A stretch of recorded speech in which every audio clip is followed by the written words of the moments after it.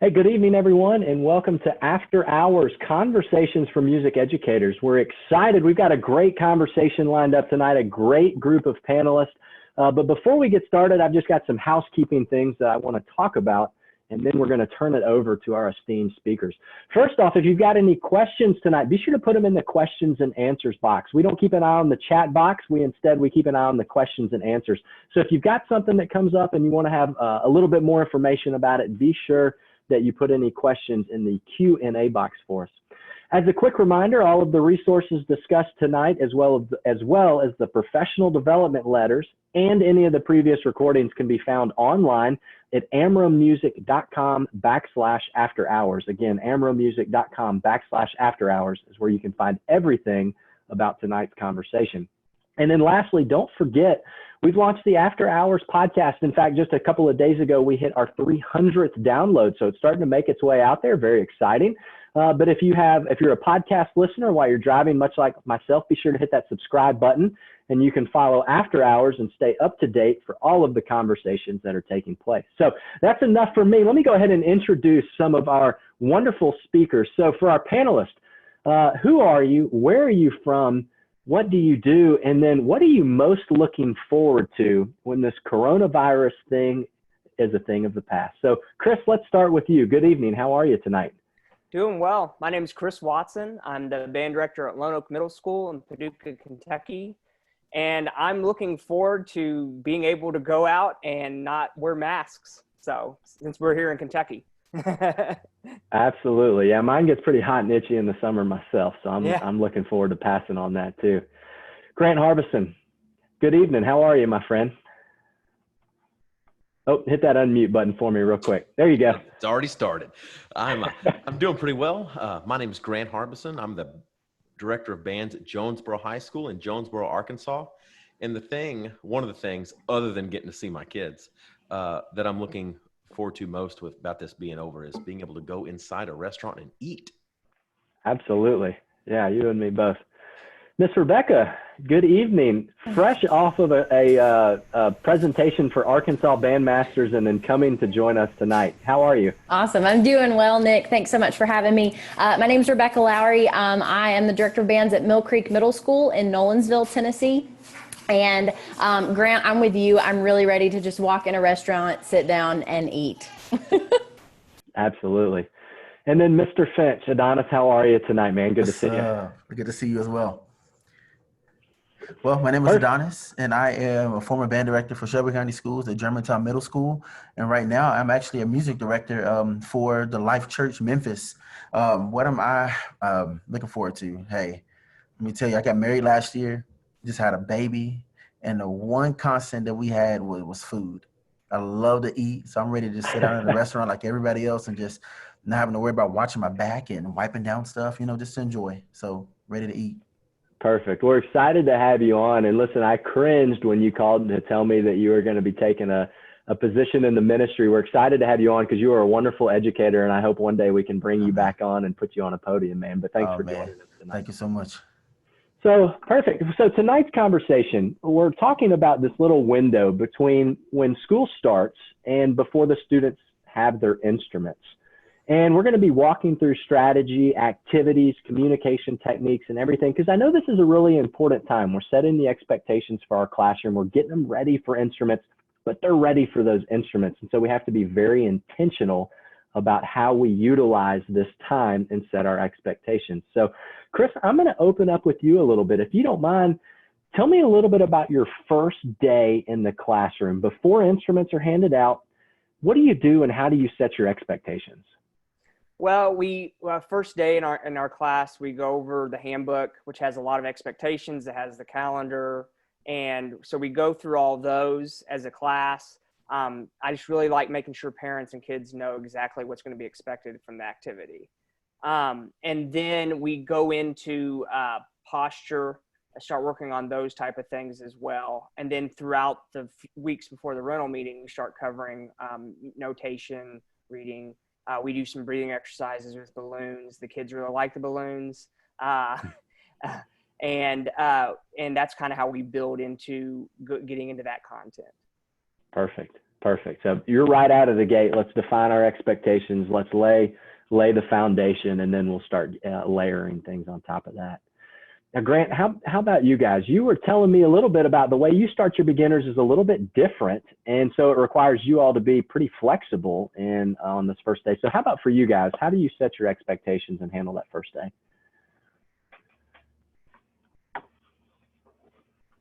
Man, that mute button's going to kill me. The way that we're set up is we're on block schedule at our junior highs, and we have 5 directors that teach in that one class, but beginning band, it meets at one time.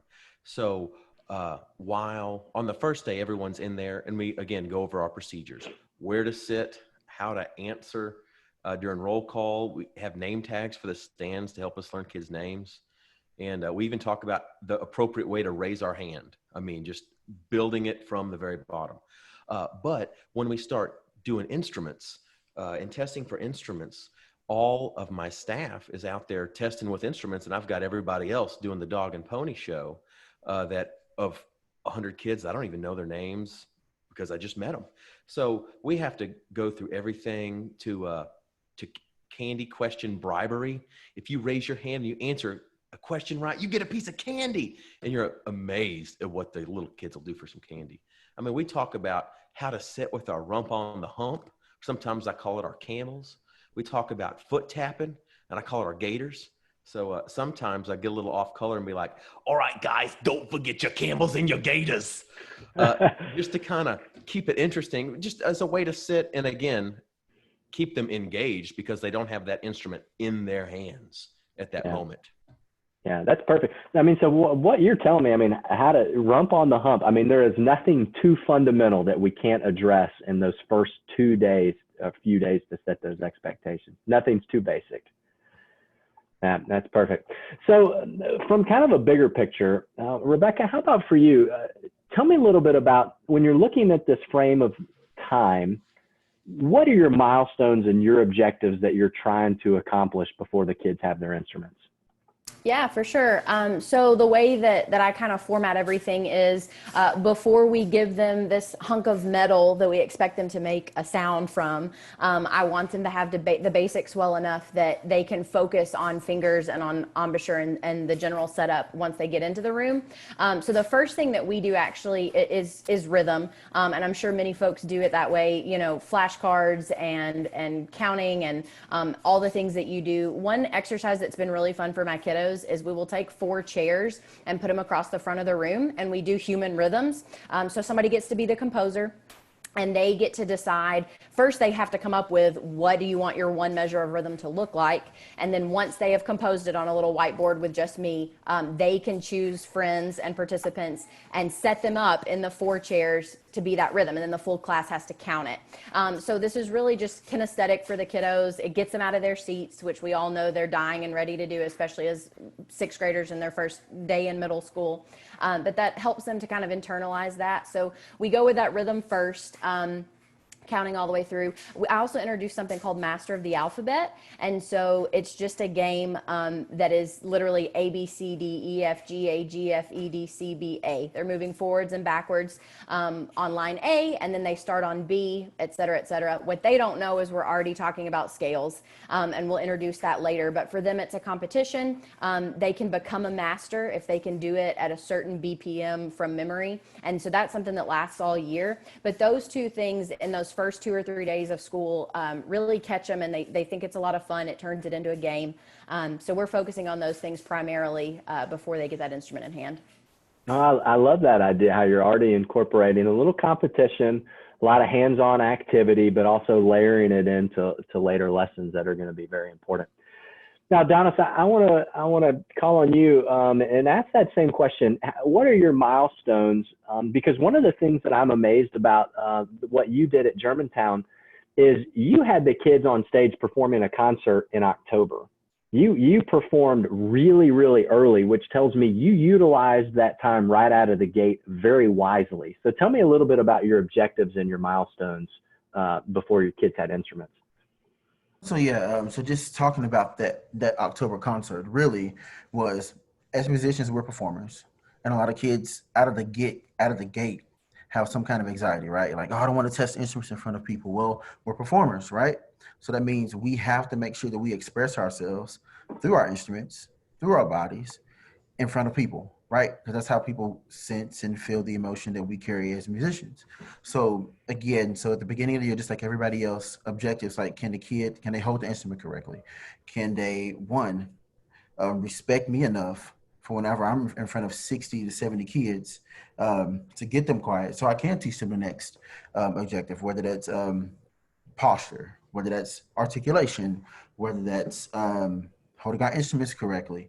And just to kind of the objective to that concert, which is the fall concert, I call it that concert progressions every year. So at the beginning of the year, well, in October, that concert was really just a class where it gave me an opportunity for the parents to be able to see me as a director another time, say, hey, this is who I am. I'm the person that's working with your kids every day. I'm the person that's teaching your kids to keep up all the racket at home, because it still kind of sounded like racket at that point.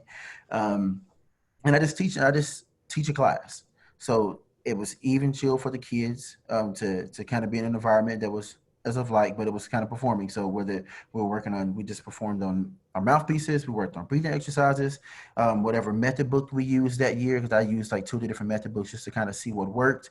We would play little tunes out of the method book, and that was simply it. And that was the objective. The kids could get from A, sitting in their seats, holding their instruments correctly, having good posture, putting the instrument from the lap to the mouth, from from the hand gesture, and playing whatever I have in front of them. That was the main goal. The goal wasn't, of course, reiterating sound, doing all that things. I taught them just like I was teaching them in the classroom at the concert, just talking about sound, talking about articulation in front of their parents, so their parents can see what was going on in the classroom and the kids and how the kids respond. So, of course, did it sound good? Some parts of it, some parts did not. However, the kids got a performance under their belt, and they got a general idea of how it was. And then, so I was teaching middle school. And then right after that, I had my 7th grade band perform, then my 8th grade band perform, so the parents could actually see the progression of how the kids could actually sound from being in the beginning band, having most of them having no expertise in playing an instrument, to being in 8th grade of having a general knowledge of how to play that instrument well. Yeah. One of these days, I'd love to do another full conversation on the beginner concert, because I had the privilege of going to that a couple of years ago. And I love the model, how early, you got them on stage. So I definitely want to unpack that further on another day, because you did such a good job with that. So well, let's talk a little bit about activities. Let's start talking about nuts and bolts. And Chris, I'll start with you. During this time, do you just have any activities that your kids love that you want to share with all of the people listening today? Well, some of the activities they like doing on the floor, I tape off a staff on the floor, and I get cornhole bags, and the kids get into teams, and they throw the bags, and they have to name the letter names of the staff, and the other team can steal if they don't get it right. They really like that game. I learn love letter that. names of the staff. Then we do some other things. We do like hangman, complete the word, trash get ball. And the prize for all this, like they mentioned before, candy really gets kids. So they really love those Jolly Ranchers, to get those Jolly Ranchers to win the prize. Yeah, that's a great idea with the beanbag, throwing the notes and everything. That's fabulous. So Grant, what about for you? What are your students' favorite activities to keep them engaged and excited right out of the gate? Probably the most favorite activity that we do is with our brass players. We take a mouthpiece and we turn it upside down, and we put the shank in our mouth, and we put a ping pong ball at the end of the mouthpiece. And if you blow really fast, the ping pong ball will stay holding the mouthpiece with just the air pressure, and the kids love it. One of my coworkers, every kid decorated their little ping pong ball, and they gave them names and all this other great stuff. So that's some of the stuff that's the activities that our kids really love. That's great. Love that. So starting to get some breathing exercises, just getting the kids comfortable with mouthpieces, and just getting that engagement up. So perfect. Adonis, how about for you guys? Anything that just really resonated well with the kids that just got them fired up? Well, my kids love to sing, and they loved to rap. So my first year of teaching, I came up with this rap, this rap called the articulation rap.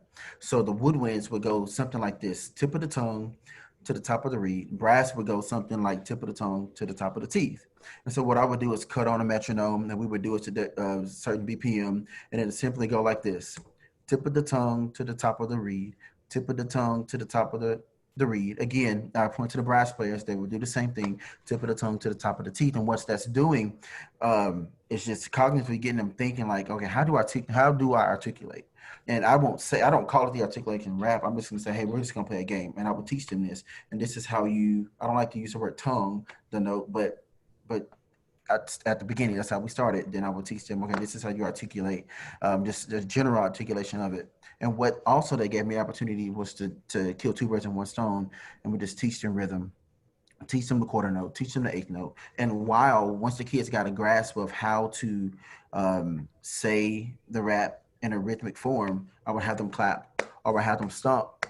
Brass would clap simply the quarter note, while woodwinds was what model, call and response, the eighth note. And then when we got to those certain elements within our objectives, I will refer back to the articulation exercise and say, this is actually what you were doing this whole time, but you didn't know it. And then instantly, and in about 2 or 3 days, they've gotten the concept down of how to do a quarter note, how to do an eighth note. And then this teaching style, I would actually have the kids kind of slow it down a little bit. They would say it in staccato, they would say it in legato. And then whenever we got to a place in the music that needed those certain styles, we would simply put it down. We'll simply say that exercise. And then by the end of class, the kids have a general understanding of how to articulate the note and style the note. Yeah. The simplicity of that exercise is great. I love that because you've just got a simple phrase and you're teaching, whether it's rhythm, whether it's style, whether it's articulation, you're bringing all of these elements, combining it in just by repeating this phrase with different nuances and slight variations of it. So that's a really cool exercise. Yeah. Rebecca, I know you mentioned one that you threw out. There's another one that I remember you shared where you had notes up on the screen and you were doing a note challenge. You want to tell us a little bit about that? Yeah, I'm going to share a screen here really quickly. So this is name that note, and rather than give you a super long URL, if you literally Google name that note, it's the first thing that comes up. I've got the sound off right now because it's really loud, but it's this techno beat behind it, and they love it. So this game is great because you can choose a level, and you're literally just going through and clicking.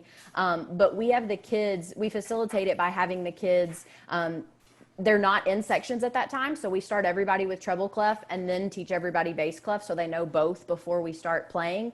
But you can see if you don't answer, it'll tell you what it is after the time runs out. If you click the wrong thing, it'll correct you. But the kids are able to do this. We have the students act as the referees as well. And so, if we split the room and I let them choose their names, my favorite ever was one group was the Avengers and the other decided to be Thanos. Then you can look at the kids and say, okay, the two of you are referees. Make sure that number one, people are not giving away answers so that each student is going during their own turn. And the second is making sure that the other team is not talking, because if I can't hear the team that's competing, the opposite team loses a point. So that's a great way to kind of deal with classroom management, but they love that. My 8th graders still will be like, Miss Lowry, can we please play Name That Note? So that's one of our favorites. And piggybacking off of what Rebecca was saying, we have a game called Staff Wars. It's very similar. Yeah. And we actually had our district install it on our students' school computers. So that way they can just pull it up in their managed software center and play Staff Wars, and then bribe them if you get a certain score, screenshot it, and I'll buy you a Sonic drink or something. And Staff Wars works really well too for the later grades because you can actually play and it'll click it'll delete the note or blast the note if you play it correctly on your instrument. Yeah, it's a great one. Cool. That's awesome. That's good to know. And just thinking through, and we're going to talk a little bit how to apply some of this stuff to the uncertainty of what's ahead. I mean, I can see there to be potential for kind of these note games on Zoom as you're starting your beginners, and could see scenarios where you're having these conversations via Zoom as opposed to in person or Teams or whatever platform your school might be using. So really great activities. I love those. They're just right there. We've got a lot of ideas to keep the kids engaged. So Rebecca, I want to come back to you real quick. And I mean, student excitement is a huge deal. I mean, kids think they're going to be playing an instrument. The reality is we need a couple of weeks to get them there. So we've got to keep them excited. We've got to keep them engaged. What are some of the other activities and the things that you did just to keep that excitement level high, building up to the instrument night? Yeah, for sure. So one of the big things for me is making sure that students understand that to get to that honor and that big deal piece, we have to be able to work collectively, because similar to Grant, I have all of my students at one time. A couple days a week, one of the high school directors comes over and team teaches with me, but most of the time it's just me and the entire beginning band. So encouraging them that, hey guys, if we aren't able, if we can't get through X, then we can't move on to Y. And things like that. But we hype everything, honestly. It's a little ridiculous, but they're small children and they love it. And I was really high energy. Now I have a 4-month-old, so I'm slightly more tired, a lot more tired. But you being high energy is a big piece of that. And we hype everything from, hey, you became a master, and so you can, read notes on the staff, and now you're a master of the alphabet, to, hey, clarinets, you learned how to put your instrument together today, and that's the only thing you learned. And I know it was slow, but let's celebrate it. Show everybody what you can do. Again, engaging other students and saying, I know you play trumpet, but what did the clarinet players have to do first, so that they're paying attention? But then hyping that and going, congratulations, you rock. Trumpets tomorrow, it's your turn. And being able to do that. We also have a phrase kind of in our cluster. It came from the high school, from Nolensville High School, and it's don't wait to be good. And we talk about it a lot. There is this stigma that when you start to play an instrument, you're going to sound bad before you can sound good. And I cannot tell you how much I disagree with that. I was guilty of saying those things as a first-year teacher, but realized really early on, there's no reason to be bad first. Why set ourselves up that way? Are they going to make some bad sounds? Yes. But we again, speak about it as being this positive thing, and you don't wait to be good. Let's just go ahead and do the right thing. So when that's kind of the mindset and just that group think, they know I've got to be good at this so that I can move on to the next thing, so that when there is a hunk of metal in my hands, it sounds great. Nobody wants to listen. I tell them all the time, nobody wants to listen to Hot Cross Buns if it sounds really bad. So why play it poorly? Another one of our little phrases is I can teach, I tell them sometimes, like, I can teach an animal to push buttons on things, right? Like I could teach a monkey or a bird or do something to push valves. So that's not the important part. The important part is, can you get a good quality sound? And can you, understand just these fundamental things, reading notes and rhythms and things. That's great. Chris, how about for you guys? And any other insights on that? How do you guys keep the excitement and the engagement level up? We keep the excitement engagement up by just providing the activities, the games, but also because we go ahead and test kids in May on their instruments, and so they know their instruments in May, and then when we start school in August, that's when we start with the notation, the rhythm reading type skills. But I try to incorporate the fun activities, the games, the candy, to try to keep their excitement up. Because then that leads to the rental meeting, and then we do the Fast Start program. Yeah, and I definitely want to spend some time talking about that Fast Start here in a little bit, because you guys do something pretty unique on that. So, all right, so let's talk about, I know there's some different strategies as it relates to actually revealing to the students what instrument they're going to be playing, the timing of when that occurs, the manner in which it occurs, and kind of the engagement and the excitement level on that regard. So Adonis, I want to start with you a little bit. And how did your students find out what instrument they were going to be playing, and how did you ultimately decide which would be the best instrument for them to be playing on? Honestly, my students had a lot of ownership in what instrument they were going to be playing. So just to kind of paint the picture with the particular school that I taught at, my school was an optional school, which a lot of the kids actually applied to get into the school. And so on fourth of the school, the kids were actually zoned, but a lot of my students actually traveled upwards of 8 to 15 city miles every day to get to school. So I really didn't have a direct elementary school that I recruited from. So at the beginning of the year was a huge time to start recruiting, which kind of put a time crunch on, like, giving the students a lot of options to go around testing every single instrument at the beginning of the year. So the first week of school, I would actually go to every sixth grade classroom. This is when we started beginning band, and I would give our spiel, talk about the band, talk about some of the accolades that we've accomplished, as well as hand out for all the students that were interested. Hand out a parent form as well as an instrument form. So on the instrument form, I actually laid out all the instruments that I required to have a successful sixth grade band. The students actually took that form home, got it signed, and picked their top 3 instruments. Once they brought that form back, is when that actually gave me permission to actually go to my counselor to put that kid in a band class in order for me to test them to see if band is a fit. It's a lot of back and forth, but that's the card I was played. So once the kid was in my class, they had the opportunity to test the instruments, which was either by me or we were fortunate enough to hire a few outside sources, some retired band directors to come in and kind of help us in instrument testing. So they would test on those 3 instruments. From there, I would have either myself or the people that I've hired in to kind of make a note on what instrument would be the best fit for those kids. So as soon as we found the best fit for the kid, we let the kid know. And if it was one of the 3 choices, then most of the time it wasn't an issue. But let's just say if we had a guy that picked trumpet, trombone, and flute. A lot of guys don't want to go for flute, but the kid put the flute on the paper. However, he really wanted trombone, but a brass instrument wasn't going to be a good fit for him. But since he put flute on the paper, that actually gave him some ownership, saying, "Hey, you put this on the paper because of why," and he would explain why, because he liked the sound.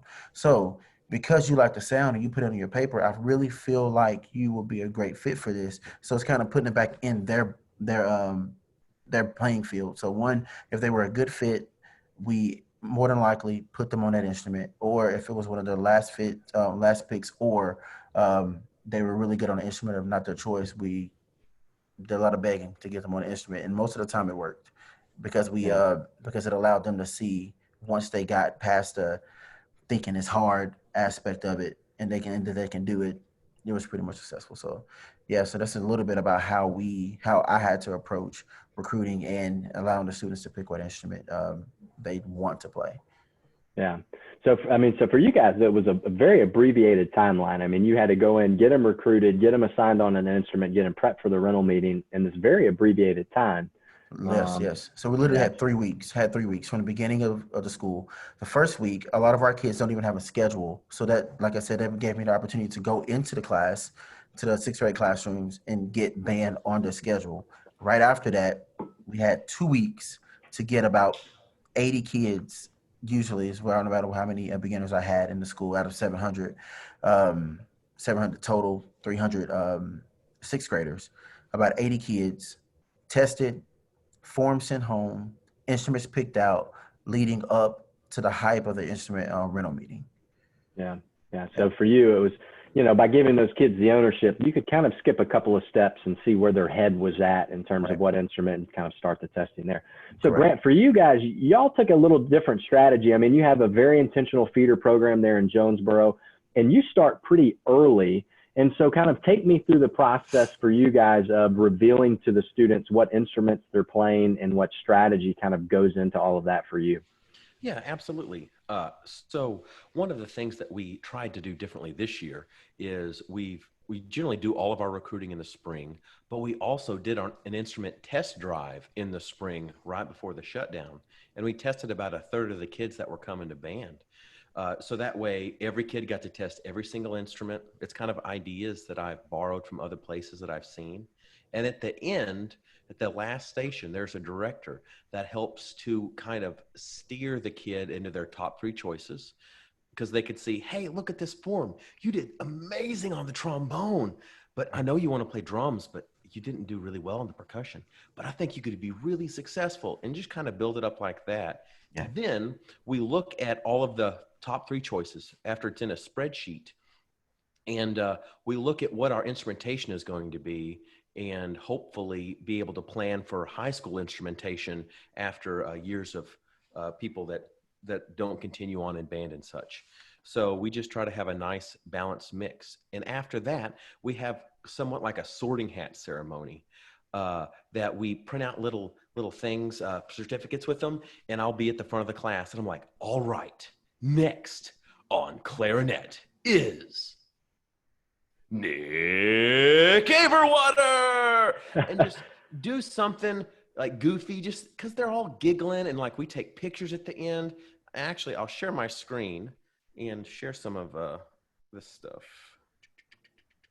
So you call it a sorting hat. So it's almost like Harry Potter meets NBA announcer is what I'm hearing for you guys. Yeah, just with beginners, I try to be as ridiculous as possible to get them to really enjoy what's going on with everything. Because, I mean, 7th graders are awkward anyway. And if it's goofy and you're having a good time, honestly, I don't think they're used to seeing teachers have a good time.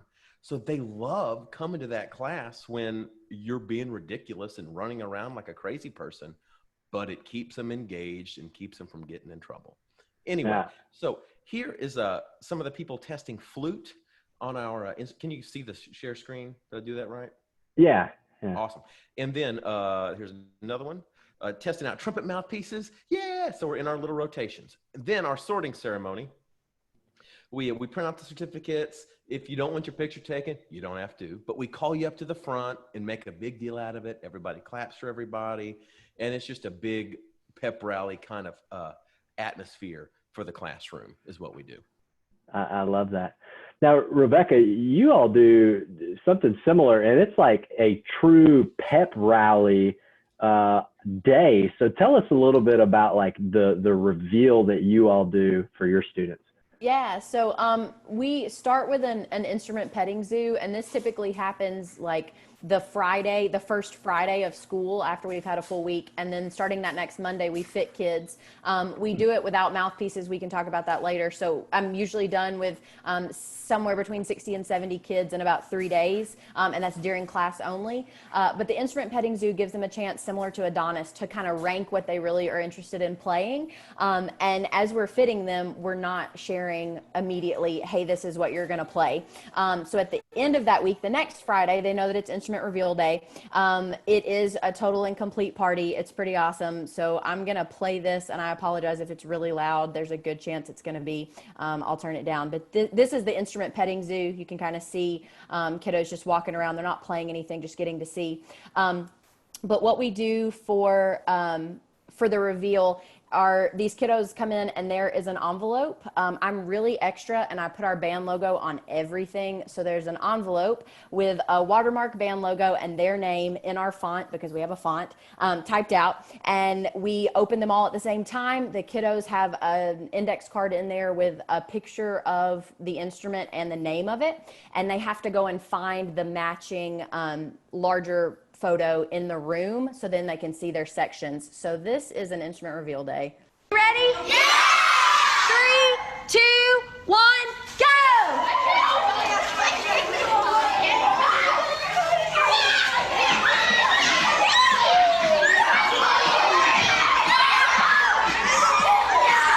So I'll stop it there with all the screaming children, but they really do hype it and they're super excited. Most students end up somewhere in their top 2 or 3 choices, which is great. I do love at the end of this video, there is one precious angel baby, Corey, and he is not happy about playing the euphonium.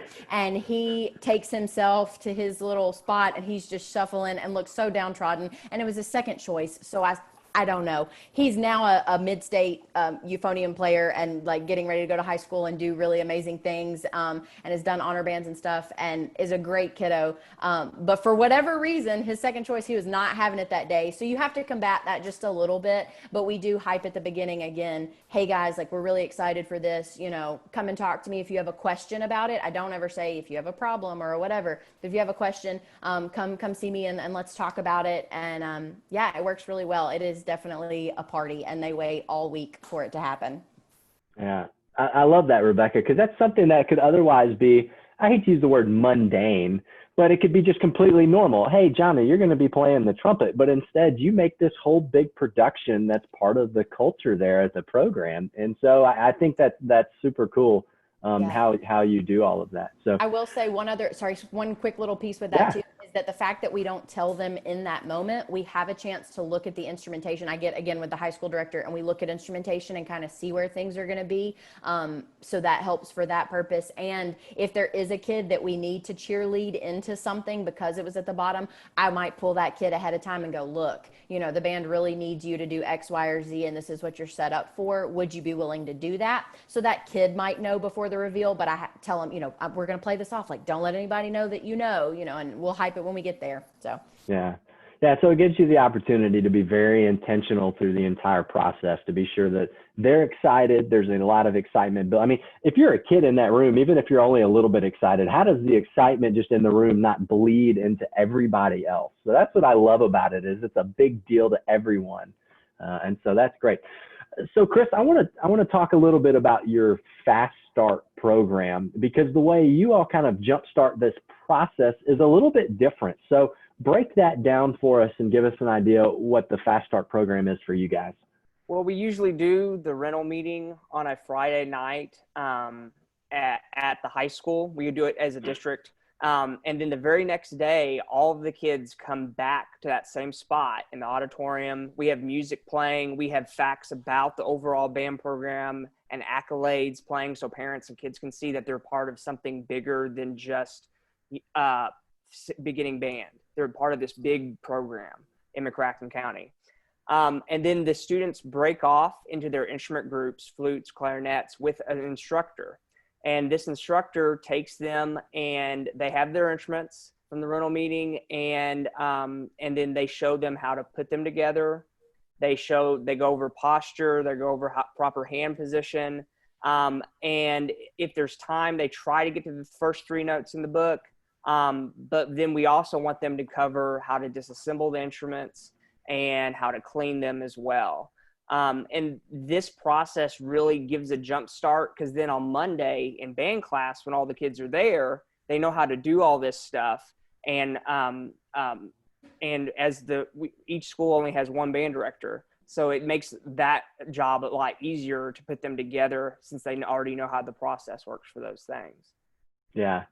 And I have to tell you, from the retail and the repair side, we really love that idea too, because it seems like right after the day after the rental meeting, I always get texts from some of my band directors that I have the privilege of visiting. And they're like, so I had 3 clarinets dump their cases upside down and 2 flutes. It always seems like those instruments where the latches have to flip up instead of down stumps a lot of people right out of the gate. And that's okay. That's why we have the maintenance plan. Rebecca. Chris, can I ask you, what do you do for students that aren't able to attend the Jumpstart Day or the Fast Start? We usually, I usually have the other kids that on that Monday, the kids that went to the Fast Start, they demonstrate to them how to open the case, and we review and go over all the process again on Monday. But I like having the kids be the teachers, the ones that were there. Kind of gives them a role and helps their peers out as well. Yeah. And we've heard a lot from feedback from directors that when there's kind of a sense of urgency to get to the rental meeting, to get the instrument so that we can all start class together, things just go a little bit more smoothly, as opposed to just get an instrument when you get an instrument and we'll start when we start. Kind of makes it a challenge, because then you've got students kind of starting all over the place. So I love that you have this very intentional plan. We're going to rent our instruments. We're going to turn right around. We're going to learn to put them together. Then we're going to start playing, because that's what keeps that excitement and that engagement up, and everything's rolling really quickly through that. Grant, Adonis, anything that you guys might add on this particular question on kind of revealing the instruments and keeping that excitement and getting them built up to putting their instruments together?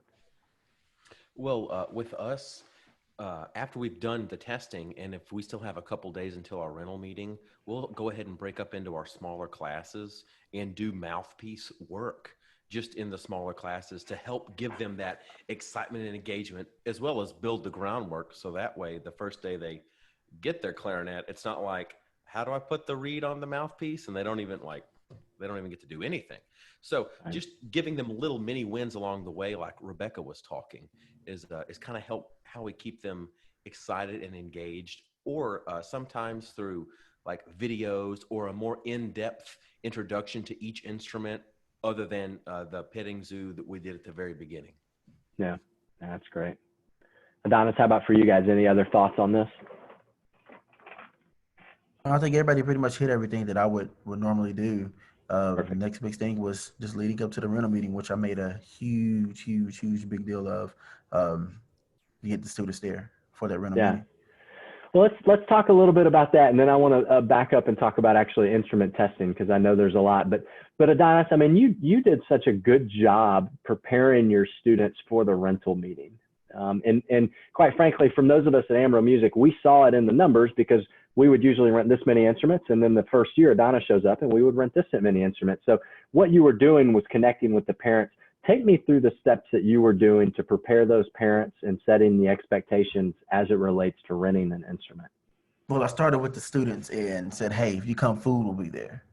But what I would normally do is my rental meeting would actually be kind of a band booster.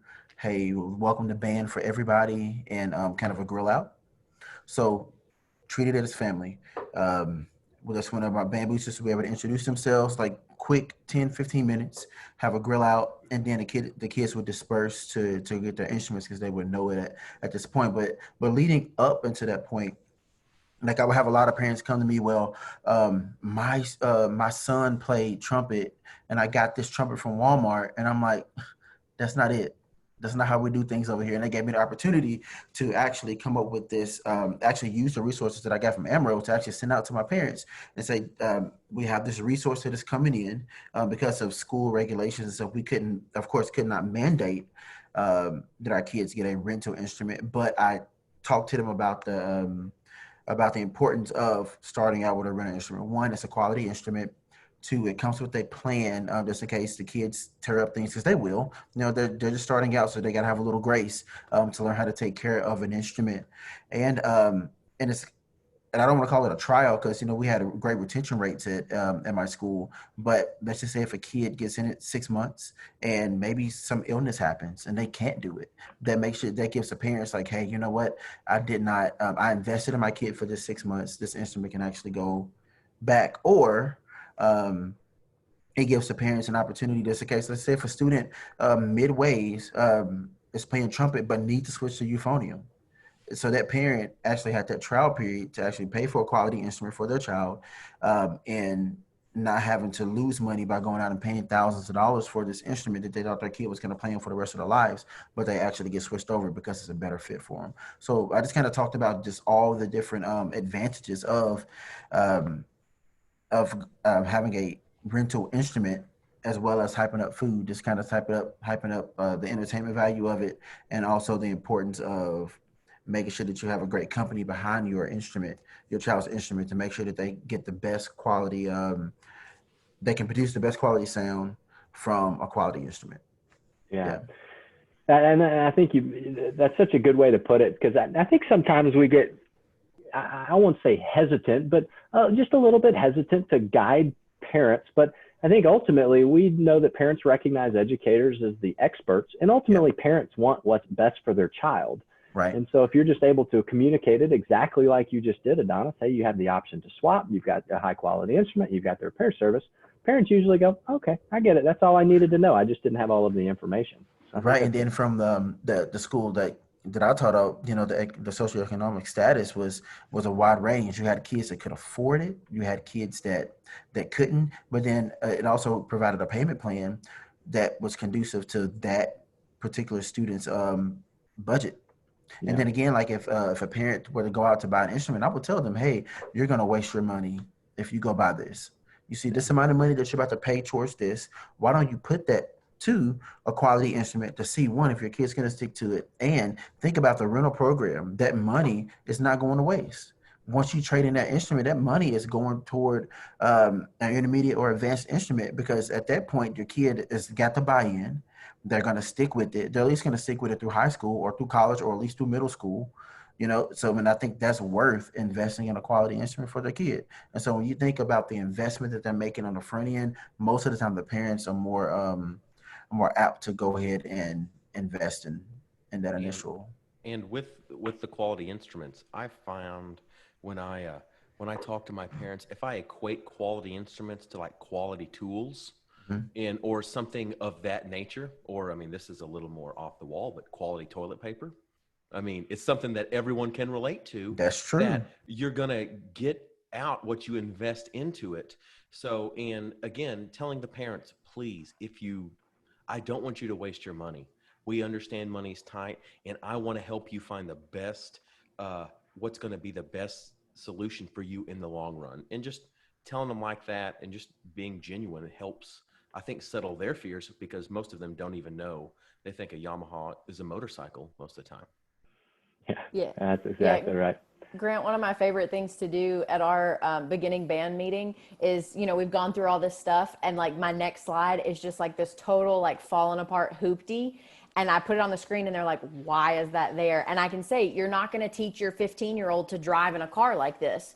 So why would you hand them the musical equivalent and expect them to get a good sound? And it's always a good laugh, except last year I had a parent that went, I learned how to drive in that car. It wasn't a hoopty, but the year was correct. It was new then. There you go. Got in a little bit of trouble. Yeah, the law of averages came back to haunt you on that one, Rebecca. It was bound to happen at some point. So, all right. So, Rebecca, I want to talk a little bit about this just for a moment. You just wrapped up recording a presentation for Arkansas Bandmasters that's going to release, I think, on Friday. You do something completely different with assigning your students on instruments. You don't do mouthpiece testing. You don't do all of the buzzing of the lips and everything. You assign them based on facial structure. Yeah. Walk me through that. Yeah, so I'm going to give credit where it's due first. Everything that we do is kind of the Texas model coming from Lynn Jackson. My older brother is actually the program that I feed into, which is really exciting. So team family effort over here. But he learned all of this from Lynn while he was at Southern Methodist University, and then used it at Berkner and in those feeders. So basically what we do, and I'll screen share here. Again, y'all are going to get tired of seeing my screen.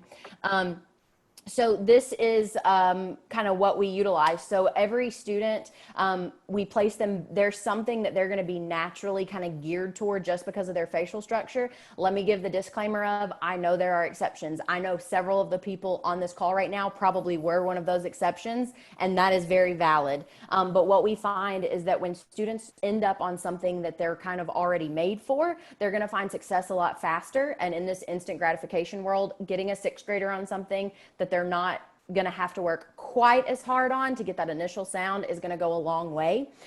So basically what we do here is you're looking at the teeth, the chin, and the lips. So is their bite even or uneven? Is the chin rounded or more of a pointed or sharp shape? And then lips are full, medium, or thin. And so then based, and y'all, this is super fast. If you want more of this information, please come ask me. I think we might do another talk on it specifically, but you can kind of see down here, a kid that's a 1-3-5 is going to be most suited for trombone or euphonium or tuba. Okay. So this is just a quick little blip of this, but basically I can come in and fit a student in under 3 minutes, which is how we're able to get through the kiddos so quickly. It's sanitary. Which is great, especially now in a COVID world. This is so new and so different. But yeah, the students are kind of made for that. The reason that we don't initially buzz or do things, and actually we don't talk about buzz, we do all air to vibration as we start the initial sounds, is I'm going to equate it to a car, and I blame my father who taught for 34 years. Every analogy he ever had was a car. But you're not going to hand a 16-year-old the keys and say, make this 3-hour drive to wherever. So why would we hand the mouthpiece and go, okay, just kind of push and go and get a sound? They're going to get a sound, but it's not going to be super quality. So I would rather save that for when I know what they're going to be on and be able to say, send really calm air. Okay, now slowly bring your lips together, and that buzz is going to happen naturally. And more often than not, their natural note, their initial note, is going to be a concert F instead of a concert B flat. So they're not just like chilling in the basement. So that was like really fast and a lot of information, and I see quite a few questions, so I'm going to try to hit some of those if there's other things. Yes, I will share the instrument fitting doc. Thank you, Amro, for like taking all of the thoughts and the word vomit and actually putting it on a beautiful presentation. And I think we're going to talk about, I think we're going to have to unpack this fully with probably another after hours conversation, because you started doing this a couple of years ago, completely unrelated to COVID. And we've seen a lot of directors have success with this program, fitting their students.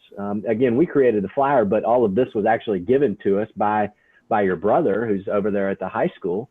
And the directors that we see doing it are having a lot of success. And then all of a sudden, placing students without buzzing on instruments and just spraying aerosols all over Kingdom Come becomes this really important thing now. Yeah. And so we're going to share this document with everybody here today. Yeah. One of the other really big questions that I get is, what do you do when that's just straight up like not what the kid wants to play? And I alluded to it a little bit before. Most of our students end up in their top 3 choices. If they really don't, I'm not going to force a kid. Like, I'm not going to lose a kid to band over their instrument. Most of them trust. It's like this game now. Students, like younger siblings, will walk up to me and be like, "Miss Lowry, look at my face. What am I going to play?" And I always go, "When you get to 6th grade, bud, like, I'll see you then, because we'll get there." But kind of playing into that. And if they choose to go with whatever they really want to do, we let them do that. And they're going to find, it has been true for the last 4 years at Mill Creek, they are a little slower to start than their colleagues. And they notice that, kids notice that. But they'll either work and overcome those obstacles and we'll go with that. Or if they come to me a month later and go, "Miss Lowry, I hate this and I want to quit band," I can pull that sheet back out and pull my documents back out and go, "Hey, bud, like, you chose trumpet and we really thought you needed to be on euphonium." And then if I can pull them in and get them to make a beautiful, gorgeous concert F on euphonium, they're going to light up and go, "Oh my gosh, I should have played euphonium." And then when they've rented from Amro, we can go and fix that quickly and it works. So ultimately, I'm not going to lose a kid because they just don't want to play it. But most of the students that choose their own thing come back to us later and go, "Hey, just kidding. What do you think I need to do?" Yeah. Yeah. And this is, I mean, when we all think about it, I mean, this has been kind of generational knowledge passed down along in the music education community. I think this system was just one of the first times that we had seen it actually with numerical values assigned and kind of systematized. But I think experienced band directors have for a long time been able to look at facial structures and said, flute's going to be a challenge for you. Your lips just aren't set up naturally for that. This was just the first time we had seen it systematized. So a lot of people ask, and we're going to post this again, amromusic.com/after-hours. We'll put a copy of that document up. And as we approach this year, I mean, Rebecca, I mean, this would be something you could do over Zoom. I mean, you could set Zoom appointments and rock and roll on that, getting your kids placed on instruments. For sure. Yeah, perfect. So we just have a few more minutes. And so one of the things that I always like to ask is just any closing thoughts or advice. But before I do that, Grant, I just want to bring you back in, and Chris as well. What are you guys thinking about changing for this upcoming school year? Just kind of think out loud with us as it relates to starting your beginners those first couple of weeks, and what's going through your mind as we look ahead to the upcoming school year. Grant, how about you? Basically, I'm trying to look at all of this through the lens of, not through the lens of, "Oh my gosh, it's going to be so different. What are we going to do?" But more of, "Hey man, this is our chance to not do the same thing that we've always had to do and hopefully make something better." And that's kind of what I am hoping for. So, with beginners, honestly, it scares me to death. I told my super that I get spit on every single day in beginning band. I mean, it's just the nature of the beast, and I hear silence on the other end of the phone. But but we're going to try to see what we can do and think outside the box. It looks like in Arkansas, we haven't gotten any directives yet. And I think I was talking to the other panelists. They really haven't had much either. Band may have to be outside for us. We aren't sure, but just being able to think about things that we can do, like playing games or percussion things that we can do to help reinforce musical concepts for our kids without that aerosol instrument in the face blowing air at you. But we can still teach the big concept of music through another vehicle medium like percussion or rhythm and stuff. So that way, when we do get the instrument in people's hands, we'll hopefully move faster because the groundwork will have been laid. Yeah, that's a great way to look at it. Just a shift in that mentality. It's not time wasted. It's just time spent differently. Chris, how about for you guys, man? How are you just mentally preparing for your beginners and starting this year? I agree a lot with what Grant said. I think we have to be creative and we have to kind of think outside the box and maybe do some things differently than we normally do. With my other colleagues in our district, we're having Zoom meetings and we're discussing stuff weekly, daily as things change. And, you have to be flexible during all of this because anything could change next week. As of now, we're starting school on the 24th in person, but we're also trying to formulate plans of what if we start online. And so with beginners, I feel like we have to be creative because even if we do start online, there's lots of other things we can still teach those beginners while we're waiting to get instruments or while we're waiting to play, whether it's notation or, getting them to do some activities through that aspect as well, through Smart Music or even Sight Reading Factory. I feel like there's lots of other things we can do in the meantime until we can get the kids to play. It's going to be a flexible time, and we just have to work to get these kids prepared for when we do come back and play. That's exactly right, Chris. So as we approach the end of our conversation here, just any closing thoughts or final advice that you want to offer to all of our listeners? Adonis, I'll start with you. Any closing thoughts or final advice you'd like to offer with everyone? The biggest thing is try to keep it fun 100% of the time. I know some days are tougher than others, but find ways, really get to know your students, get to know their personalities, and do what you can do to check yourself to make sure that you don't bring the outside into your classroom of your own personal issues. Because, get it, we all deal with life. But the biggest thing is sometimes from where I come from, I had students that parents, they didn't even live with parents because they were adopted because they had issues, but they saw me as a positive figure. So really, you're teaching a lot more than their instrument. You're teaching character, you're teaching them responsibility. And so the way I kind of taught it is you're teaching them 75% of the time how to live life, 25% instruction, but that 25% will soar if you can grab a hold of that person, of that child's mind and get them to trust you. Because I've had so many students. I had this one student that was in 6th grade, trouble kid. According to the world standards, but he was my best trumpet player by the time 8th grade came around because I didn't give up on him. Yeah, so I was teaching him a lot of life, but in the end, I was encouraging him to let a lot of that anger and frustration out through his instrument, which in return, he learned to love his instrument and started to see a future for himself. Yeah, and he's still playing trumpet today. That's great insight, Adonis. Thanks for sharing. Grant, how about for you guys, man? Any closing thoughts or final words you'd like to share with the group? Basically, this year is it's going to be very different, as we've said, and we aren't alone. We aren't on an island. Ask the people that you work with. Ask the people that you trust. This is a time where we actually get to collaborate, which is what we do better than most professions, because we are all geared towards the common goal of music education and teaching kids to be great. So just these kids have been sitting home for 4 or 5 months, dying to do anything other than stare at those 4 walls, just like we have. So I just can't wait until the time when hopefully safely I can see my kids again, and just we can get back to our band family and our extended band director family and help each other get through this time so we'll be stronger on the other end. Yeah, that's great, Grant. All about perspective.